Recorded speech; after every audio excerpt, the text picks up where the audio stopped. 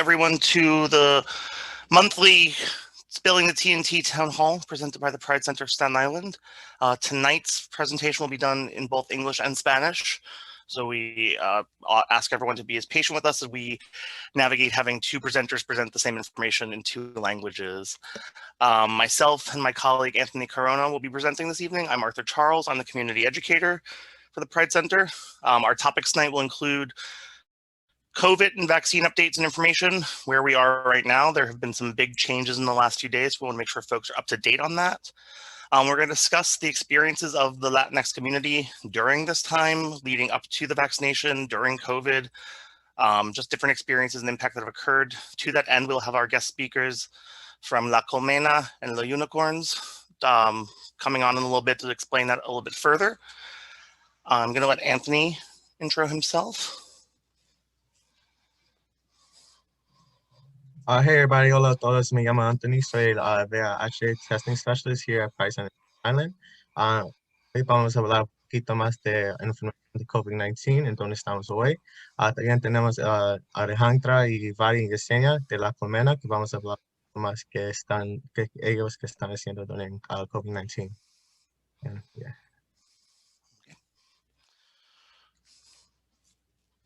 So we always like to sort of start off letting people know where we're at in regards to the actual virus as it's existing right now. So on Staten Island, we are looking at roughly 1,900 positive tests that were conducted this week.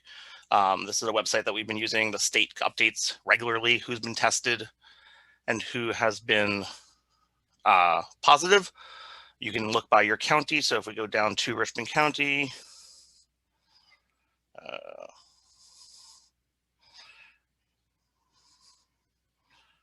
you will see that we have been averaging between 200 and 300 positives a day.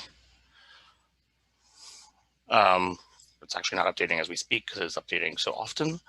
Sorry about that. I'm gonna try one more time. But we will send this link out. It's a really good way to keep up with the state's progression. So we haven't seen much of a downturn in positive tests on Staten Island though since this time last year, or last month rather. We're still averaging between 200 and 300 positive tests a day.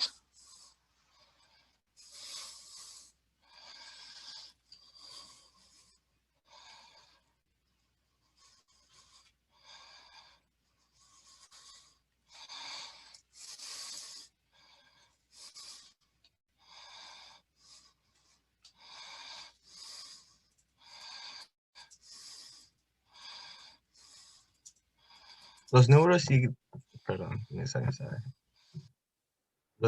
el impacto de COVID-19. If you could go to the next slide, please. Okay. So this is a dual language slide. Just to give folks an understanding of where we're at, there's been a lot of reporting about the ways in which different groups have been accessing the vaccine. So this is updated information on that access. In Staten Island, this is a breakdown of the different groups who have accessed the vaccine.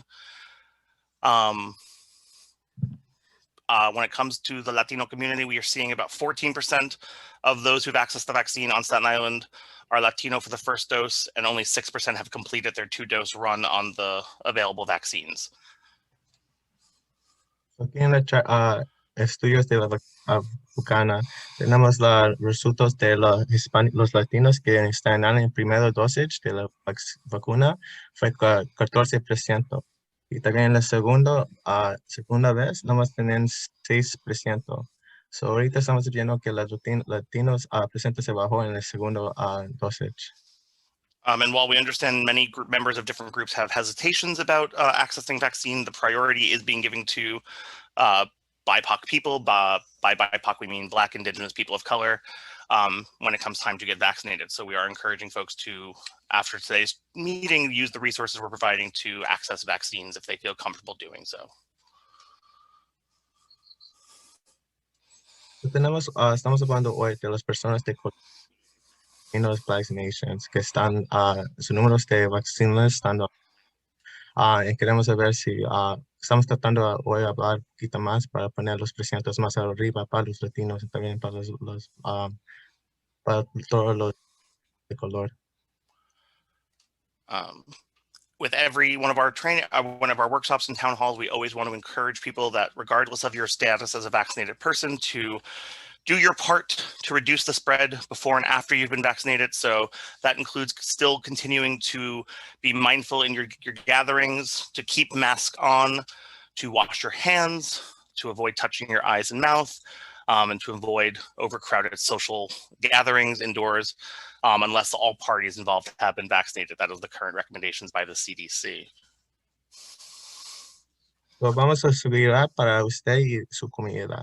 Recuerda, reducir las propagaciones antes y después de antes de su vacuna. We're going to show two brief, I think like a minute and a half videos provided by the Department of Health, one in English, one in Spanish, that will provide updated vaccine information. Vamos a presentar dos videos, uno en inglés y uno en español de la vacuna de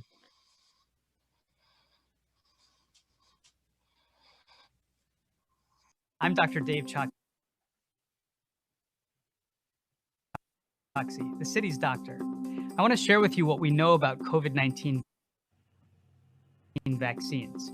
The science tells us the vaccines are safe. The vaccines have gone through rounds of clinical studies with thousands of participants representing the diversity of our country and have been authorized by the US Food and Drug Administration, or FDA. We know these vaccines offer strong protection against COVID-19, particularly against severe illness. In the studies, the vaccines were more than 94% effective after completing both doses. We know that when enough vaccines are available, all New Yorkers will have access to a vaccine if they want one, at no cost, regardless of immigration status.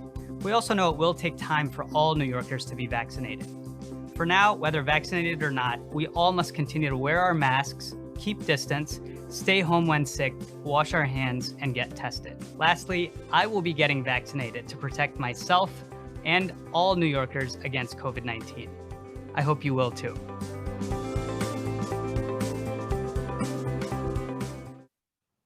I'm Dr. Dave Choksi, the city. Hola, soy Dave Choksi, el médico de la ciudad. Las vacunas contra el COVID-19 ya llegaron a la ciudad de Nueva York y el final de esta pandemia está casi a la vista. Durante esta época tan crucial, debemos renovar el compromiso de mantenernos a nosotros y a nuestra ciudad saludables. Para lograr esto, debemos continuar utilizando nuestras coberturas faciales, mantener la distancia física, quedarnos en casa si estamos enfermos, lavarnos las manos con frecuencia y hacernos la prueba. Incluso después de vacunarse, continúe con estas 5 acciones clave para prevenir la propagación del COVID-19 y así mantenernos a nosotros, a nuestros seres queridos y a nuestra ciudad saludables.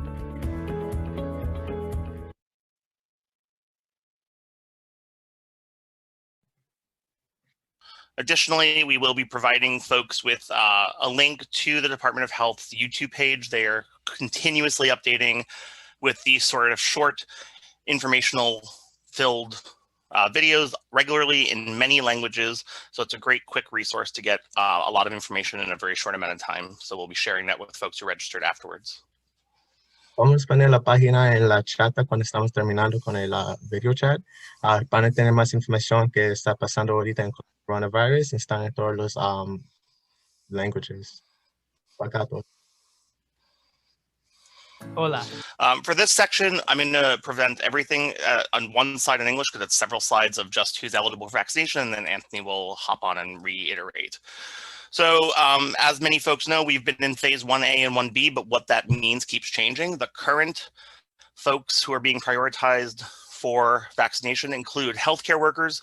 This runs the gamut of public health workers, hospital workers, private practice workers, etc.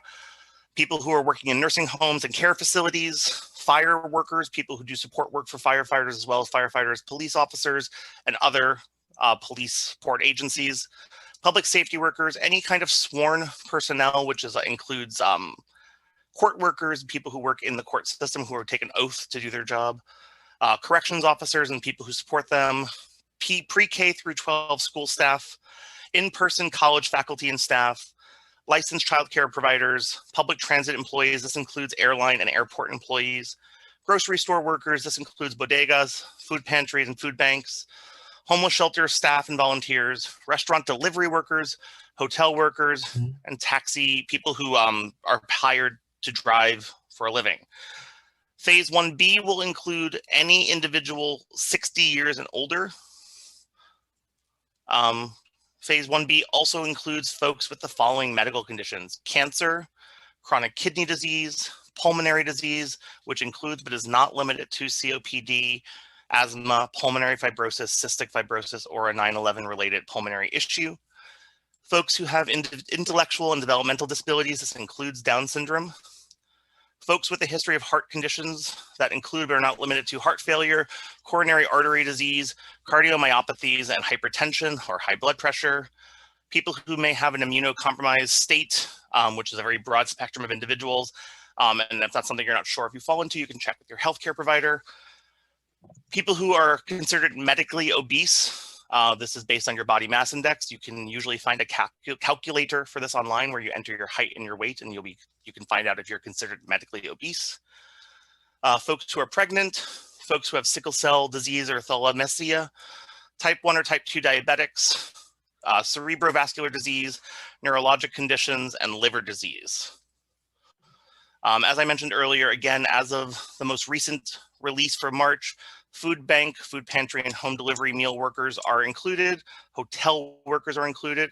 And then beginning this Wednesday, public-facing government and public employees of all kinds, nonprofit workers who provide public-facing in the community service, essential in-person public-facing building service workers. So this could be maintenance men, janitorial staff, and there is a complete and updated list that we will share as we go along in the post after training information. As we have been told by the city, the current plan for rolling this out is to be determined, of course, at any point, but the hope is that by the end of this month or beginning of next month, all other high-risk groups that can be identified will start being eligible for the vaccine, leading us to a summer wherein all folks who have yet to be vaccinated will be eligible to be vaccinated. Also, just a reminder that there are currently 3 approved vaccines available in the United States, where previously there had been 2. It's the Pfizer vaccine, the Moderna vaccine, and the most recent 1-dose Janssen or Johnson & Johnson vaccine. The Johnson & Johnson vaccine was made available, or approved rather, in an emergency authorization on February 27th. As part of that emergency authorization, the Janssen COVID-19 vaccine was distributed in the US for individuals 18 years of age and older. Part of the clinical information that we discovered as a part of this authorization was that 45.3% of the participants in the clinical trials that got this approval were Hispanic or Latino. Nearly 20% were Black or African American. Nearly 10% were American Indian or Alaskan Native. 3.3% were Asian. 0.2% were Native Hawaiian, and 5.6% identified as multiracial. Janssen and Johnson & Johnson are interchangeably used terms. It's a single-dose vaccine, and the most common side effects reported were pain at injection site, headache, fatigue, muscle ache, and nausea. And most of these effects subsided or went away within 1 or 2 days following the vaccine and were moderate to severe in their severity.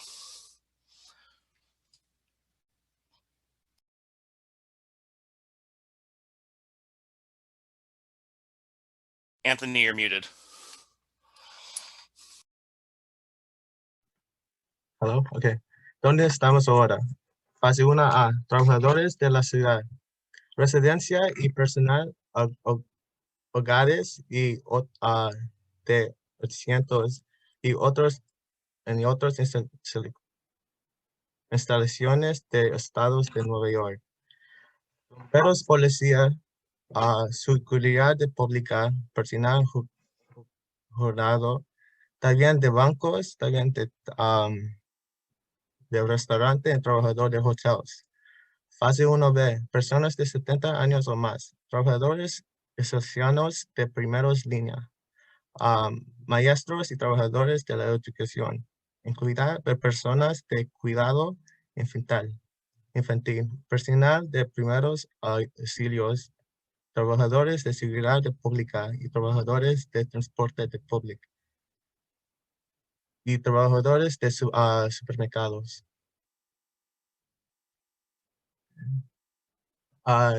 ¿Dónde estamos ahora? Desde el 15 de febrero de fase 1B, personas que tienen cáncer, también diabetes, también obesidad y otros problemas pueden cargar vacuna de COVID-19 también. Aparte de la 1 de marzo de 2021, trabajadores de bucantes locales de alimentos, despensas, alimentos o programas de comunidades de trabajadores de hoteles que tienen contratos directos con los hospitales.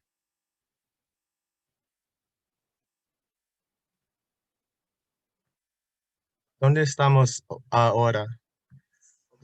Marzo-abril de 2021. Otros grupos de riesgos, todos los demás trabajadores esenciales. Paso 2. Todos los demás personas.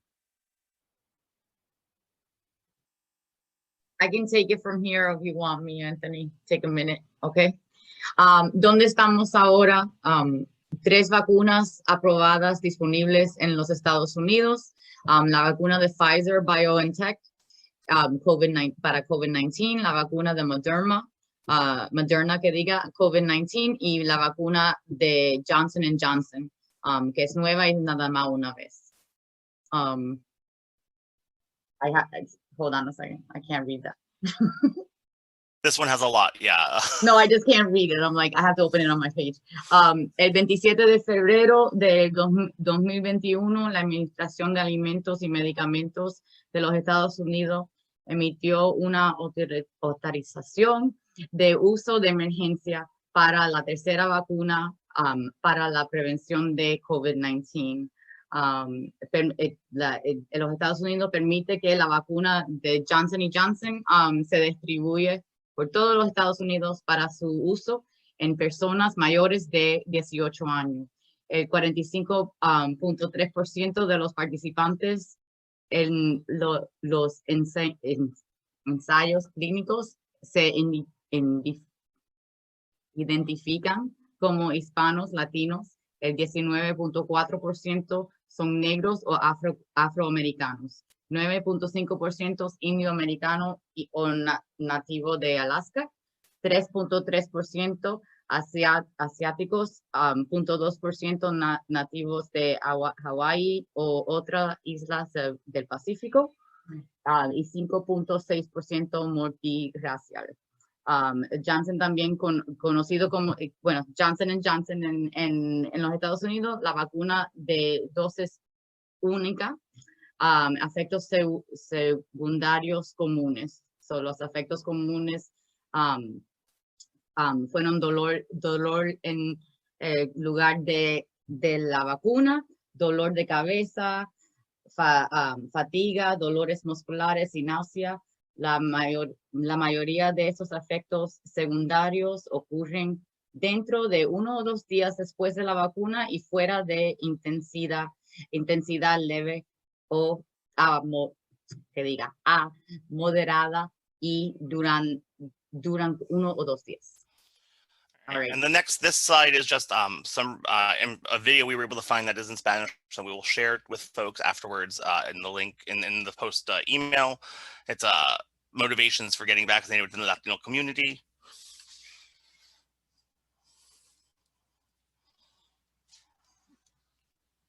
Michelle.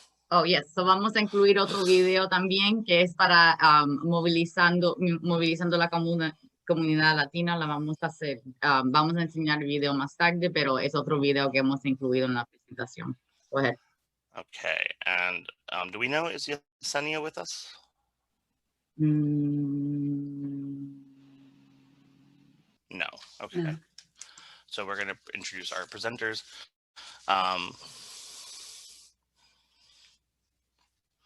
So we do have Alejandra Moran is with us. She is the president and founder of La Unicorns. And representing La Colmena, we have Ivari Escamilla, who is the workforce manager.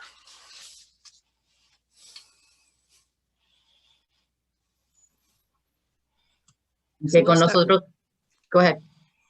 Go ahead. I was going to say, con nosotros tenemos hoy a Alejandra Morán de los Unicorns, es el presidente de los Unicorns, y también de La Colmena tenemos Ivari Escamilla de La Colmena. I believe Paola too, right? I believe Ivari is the one speaking, though. Okay, perfect. All right. So Anthony, it's your next. Go ahead. Let's go, guys. So I would yield the floor to our colleagues from La Colmena and La Unicorns to discuss their experiences with COVID during this last year, both the impact of the pandemic and efforts to get vaccinated for the Latino community on Staten Island. Alejandra y Ivari, si quieren hablar sobre cómo ha afectado COVID a su comunidad y a La Colmena y los Unicorns, si quieren hablar sobre eso en el momento, pueden hablar ahora.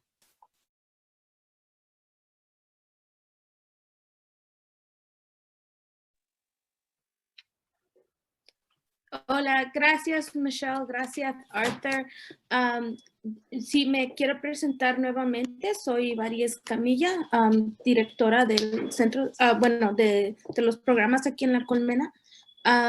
Y una de las cosas que solo quisiera abrir el espacio para que pueda hablar primero Alejandra, pero La Colmena junto con el grupo de Unicorns hemos estado proveyendo muchos servicios esenciales para la comunidad en este momento, especialmente desde el inicio de la pandemia, que ya hemos hecho un año de aniversario, y juntos hemos estado colaborando en lo que es las despensas de comida, en lo que es el educar a la comunidad sobre cómo mantenerse protegidos, pero quisiera darle el espacio a Alejandra primero para que ella hable también de sus experiencias como presidenta y como miembro del Unicorns.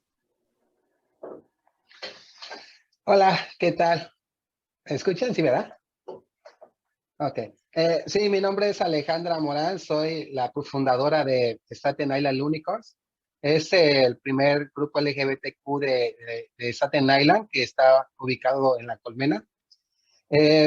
Sí, me gustaría compartir un poco de todo lo que ha sido en todo este año, lo que hemos pasado con la pandemia, que ha sido un año muy difícil, ¿verdad? Para la comunidad LGBTQ latina aquí en Staten Island y para toda nuestra comunidad de la gente que vive aquí, más que nada en nuestra comunidad de Porrismo Avenue, donde yo trabajo.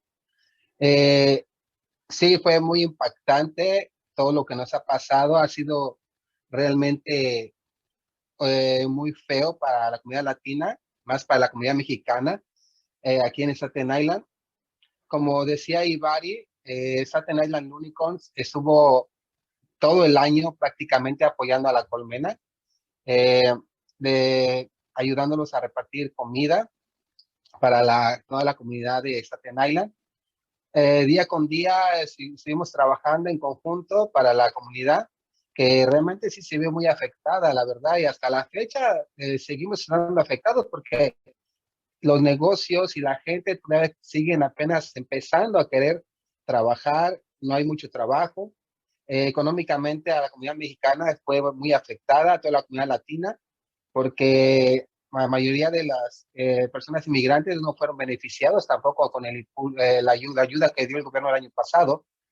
Y eso fue lo que más nos dañó a toda la comunidad, de que fuimos excluidos de esa ayuda, ¿verdad? Y la Colmena estuvo siempre a la cabeza de la ayuda hacia la comunidad. La Colmena fue el único lugar que no cerró durante la pandemia, siempre estuvo abierto para ir apoyando a la comunidad.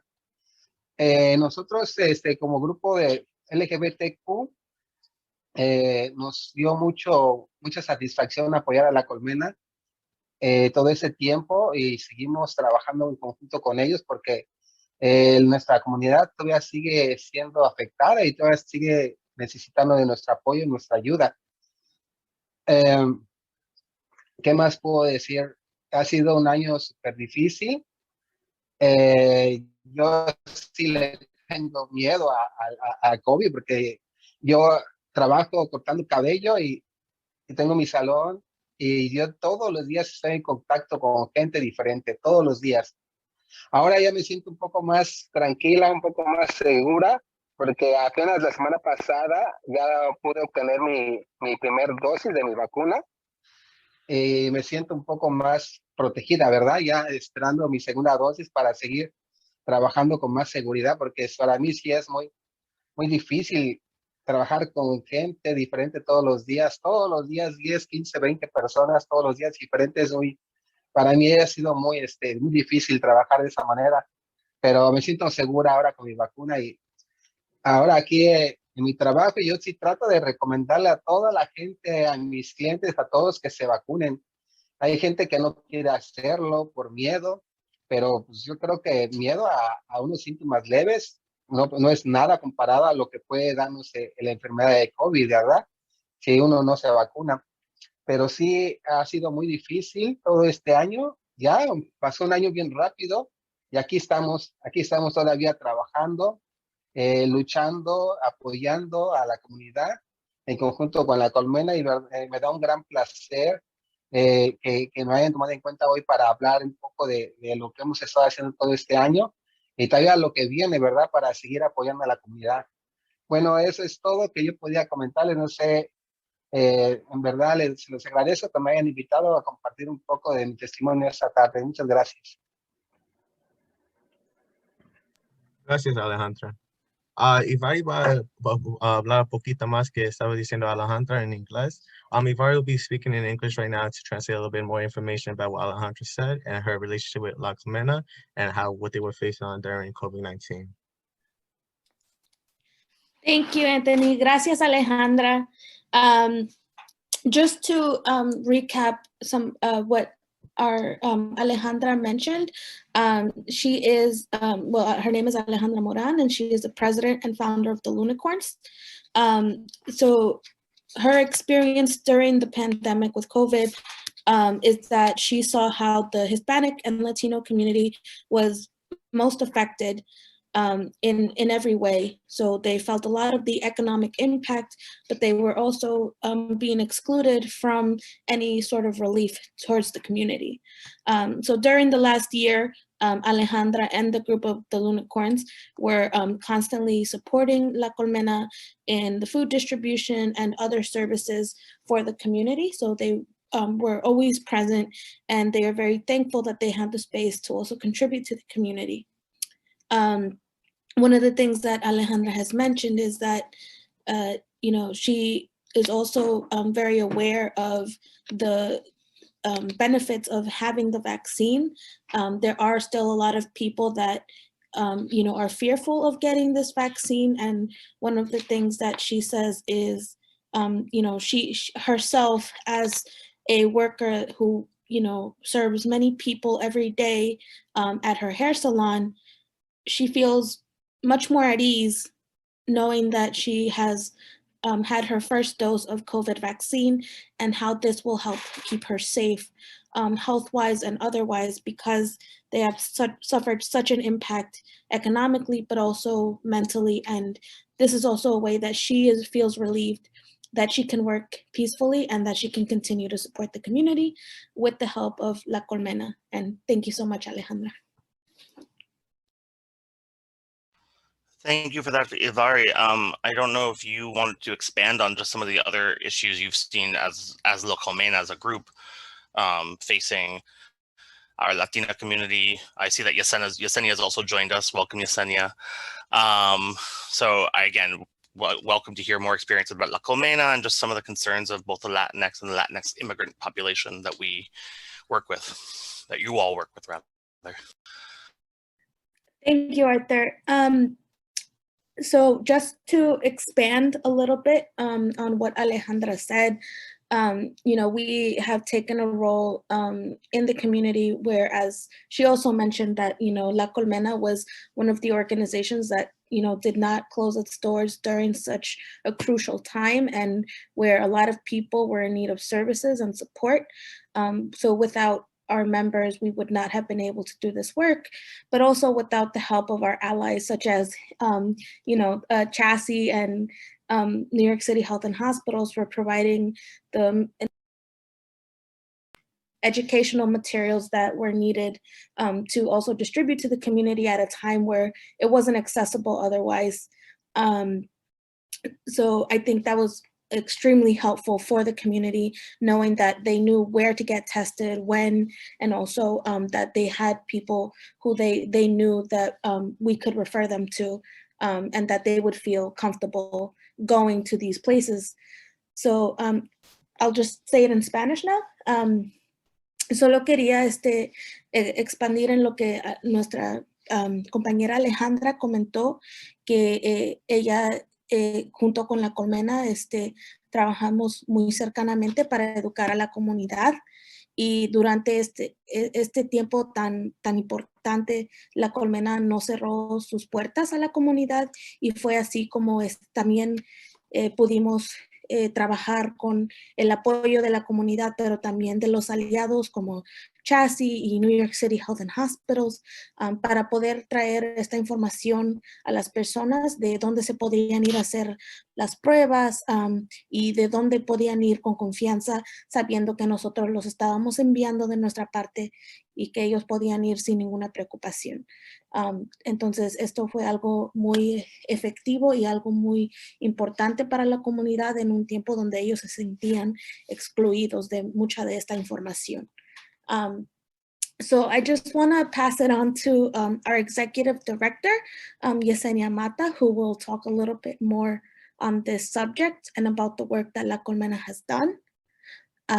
So le voy a abrir el espacio a nuestra directora ejecutiva Yesenia Mata, y ella también quiere hablar un poco más sobre los temas de nuestro trabajo. Gracias.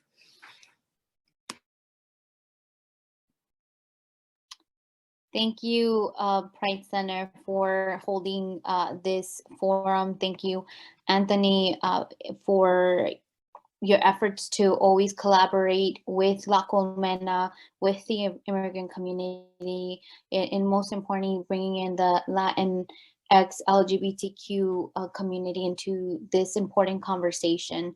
And to Alejandra from Unicorns for always making sure that as well that the LGBTQ immigrant community has a voice, especially in these moments.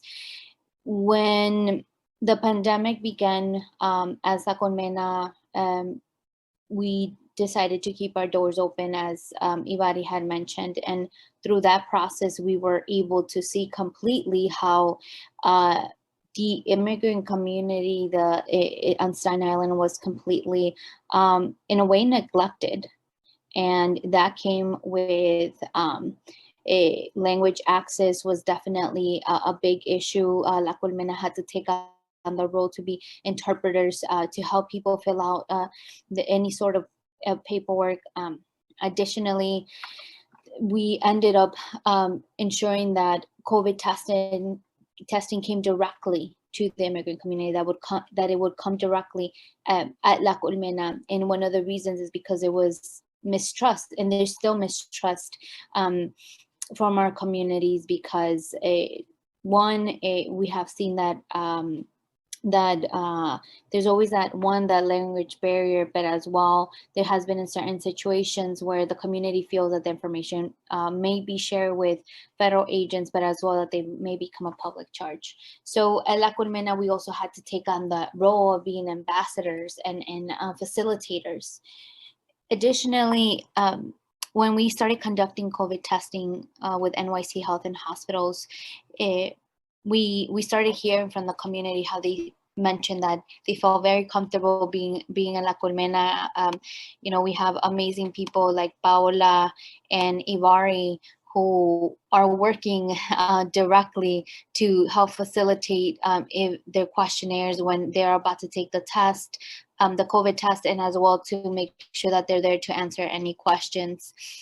So with that, we saw in large numbers how the Latino community, the immigrant community, was largely affected by COVID. How many of the Latino community died during the pandemic, and we are not seeing the distribution of the vaccine. How the Latinx community is completely being again being in a way neglected. It's a report came out not long ago where it indicated that only 15% of Latinos and 50% of Blacks received the COVID vaccine, and while, you know, Caucasians were able to receive it at 48%. So it just starts again showing that disparity, and I think that's the role that Alejandra as a unicorn, Paola as anybody as the Colmena staff, they have taken on that role to help facilitate this process, a COVID distribution process. But there's still a lot of work that the city has to do to ensure that COVID vaccines come to that community. And better, but I think we keep saying the same thing.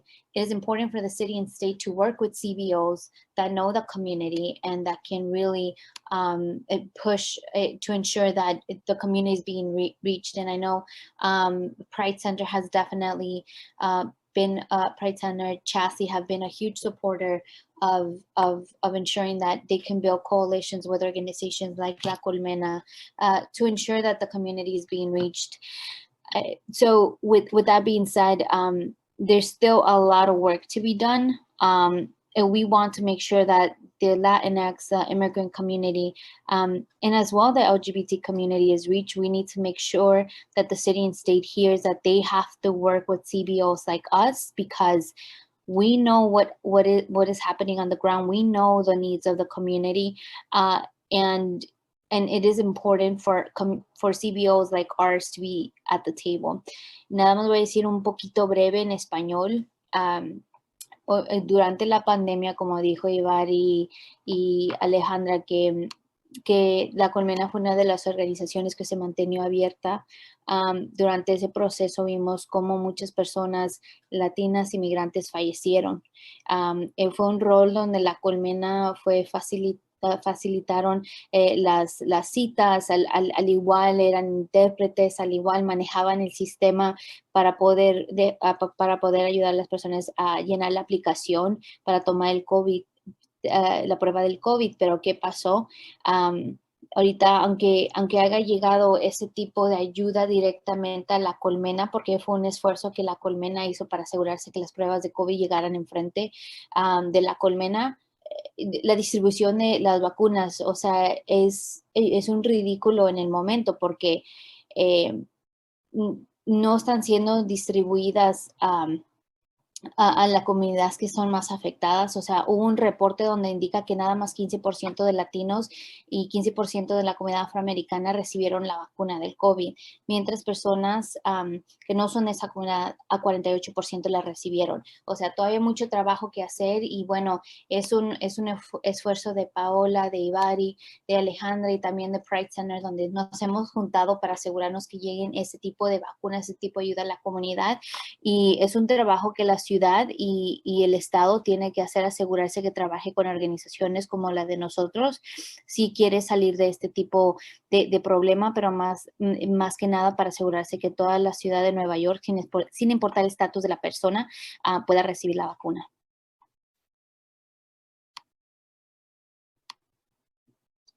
Thank you both so much, or all three of you so much, for sharing these experiences. We're going to go ahead and share just a little bit more baseline information, and then we're going to open up the floor to some questions, unless anyone had anything else they want to add. Okay. So just some generalized vaccination facts. as we do discuss the importance of getting every community engaged in vaccinations. We just remind folks that all New Yorkers age 16 or older will have access to a vaccine once it is more widely available, while some vaccines do require 18 plus. The Moderna vaccine is available for 16 and over. The vaccine is free for everyone.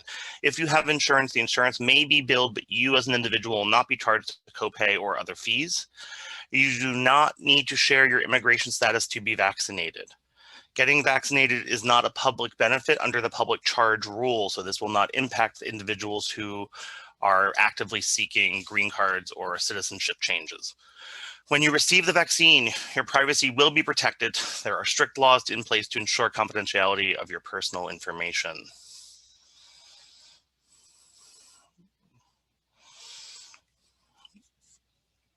Anthony? You going, Anthony, or you want me to do it?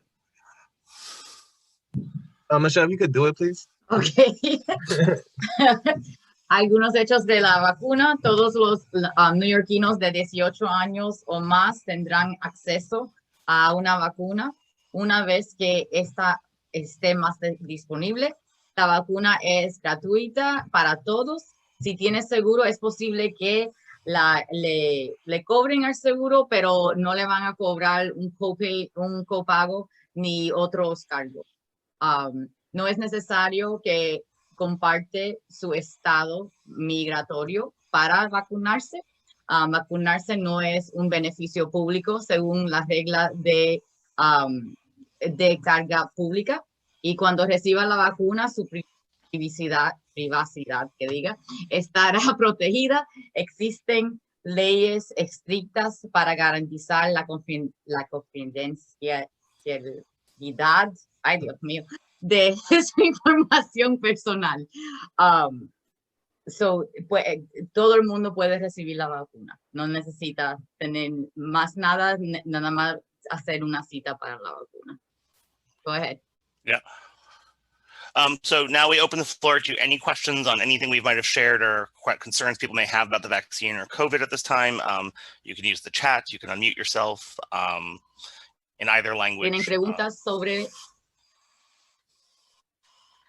No, Michelle, please. ¿Hay alguien que? No, it's fine. ¿Hay alguien que tenga preguntas sobre el tema de vacunarse o sobre COVID? Pueden preguntar ahora en cualquier idioma, inglés o es.